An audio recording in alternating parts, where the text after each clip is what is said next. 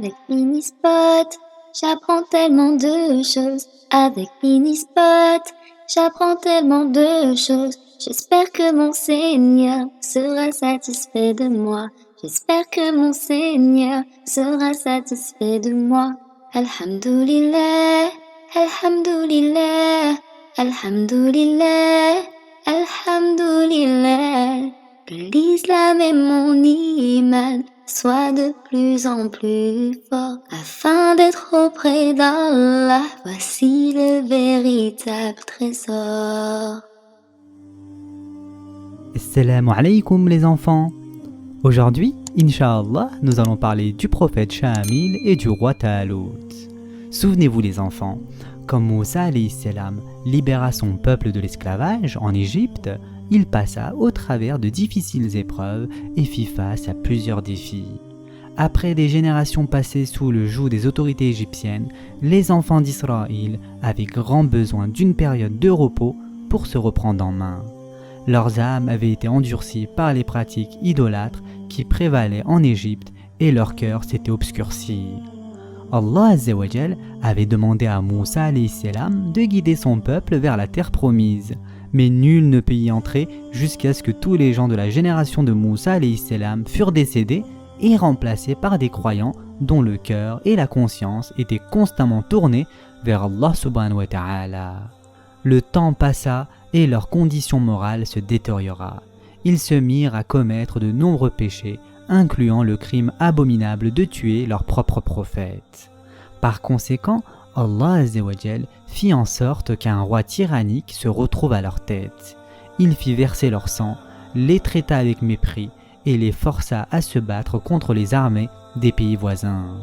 Durant ces guerres interminables, les Israélites transportaient avec eux un coffre contenant des reliques et des trésors ayant appartenu à leurs prophètes Moussa alayhi salam et Haroun alayhi salam. Le coffre était connu comme l'arche d'alliance et les Israélites y tenaient tant qu'ils le traînaient avec eux jusque sur le champ de bataille. La présence du coffre apaisait leur cœur et leur donnait du courage. Mais leurs ennemis s'imaginaient que le fameux coffre contenait des pouvoirs particuliers et cela les terrifiait. Les Philistins finirent toutefois par braver la peur que le coffre leur inspirait. Ils vainquirent les Israélites et s'en emparèrent. Lorsque le roi tyrannique apprit que le coffre avait été saisi, il s'effondra et mourut sur le champ. Quant aux enfants d'Israël, ils se sentirent totalement perdus, comme des moutons sans berger, jusqu'à ce qu'Allah Azza wa Jal leur envoie un autre prophète, Shamil alayhi salam, pour les guider à nouveau vers l'adoration exclusive d'Allah Azza wa Jal. Découragés par la perte du coffre et de leur statut, les Israélites prièrent le prophète Shamil alayhi salam de leur désigner un roi, un homme au caractère fort qui pourrait leur rendre leur pouvoir perdu et leur prospérité. Mais Shamil alayhi salam se méfiait de leurs promesses et de leurs supplications. Il craignait que leur cœur impur ne les empêche de combattre pour Allah Azza wa Jal. Shamil alayhi salam était un homme sage et il pria Allah Azza wa Jal pour trouver l'homme le plus à même d'être un bon roi pour les Israélites. Allah Azza wa Jal choisit Talut comme roi et dit au prophète Shamil alayhi salam qu'il lui serait aisé de reconnaître ce jeune homme pieux. Talut était un jeune homme grand et costaud qui travaillait avec son père sur une ferme. Un jour, que des ânes s'étaient éloignés de la ferme, Talut et un serviteur partirent à leur recherche et se retrouvèrent dans la cité où habitait le prophète Shamil alayhi salam. Talut, sur les conseils de son serviteur, alla demander à Shamil alayhi salam s'il avait perdu les ânes. Shamil alayhi salam le reconnut immédiatement et assura Talut que les ânes était déjà de retour chez son père. C'est alors qu'il avoua à Talut que Allah Azza wa Jal l'avait choisi pour devenir le roi des enfants d'Israël. Comme on s'en doute, Talut fut stupéfait d'apprendre une telle nouvelle et il répondit qu'il n'était pas digne d'un tel honneur car il était de la tribu de Binyamin, une tribu que la plupart des Israélites considéraient comme indigne d'un tel statut. Mais le prophète Shamil alayhi salam lui expliqua que ça n'avait aucune importance puisqu'Allah Azza wa Jal l'avait déjà choisi pour être roi. Puis il le présenta aux Israélites en disant « Certes, Allah vous a envoyé Talut pour qu'il soit votre roi. » La première réaction des enfants d'Israël fut de se plaindre. même s'ils venaient tout juste d'implorer Allah Azza wa Jal de leur accorder sa miséricorde et de les délivrer de l'oppression, ils démontrèrent du mépris à l'égard du jeune homme et du prophète Shamil alayhi salam. Ils dirent « Comment pourrait-il régner sur nous?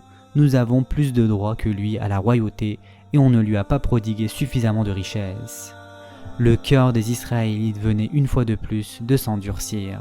Ils étaient plus préoccupés par leur argent et leur statut que par leur piété, et ils allaient même jusqu'à critiquer le choix d'Allah Azza wa Jal. Talut n'avait peut-être ni richesse ni statut social, mais Allah subhanahu wa ta'ala l'avait doté d'une grande sagesse, d'un savoir certain et d'un grand charisme. Le prophète Shamil alayhi salam tenta de les raisonner. Il leur dit « Certes, Allah l'a préféré à vous et l'a abondamment pourvu en sagesse et en stature. Allah accorde sa royauté à qui il veut. » Mais ils continuèrent de se plaindre et de s'objecter et demandèrent même un signe d'Allah Azza wa Jal leur démontrant que Talut était suffisamment compétent pour être leur roi. Allah subhanahu wa ta'ala, dans son infinie miséricorde et sagesse, décida d'envoyer aux Israélites le miracle qu'ils réclamaient. Il ordonna aux anges de leur rendre l'arche d'alliance capturée par les Philistins et fit descendre sur eux la tranquillité.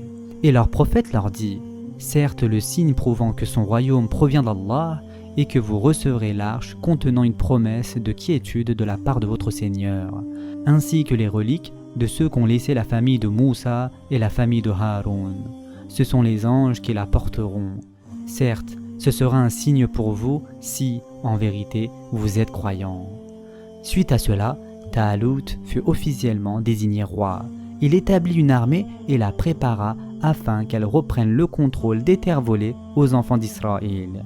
Mais il insista par contre pour que son armée ne soit composée que d'hommes pieux et courageux, afin que le cœur des hommes qui étaient sous son commandement soit rempli d'amour pour Allah Azza wa Jal.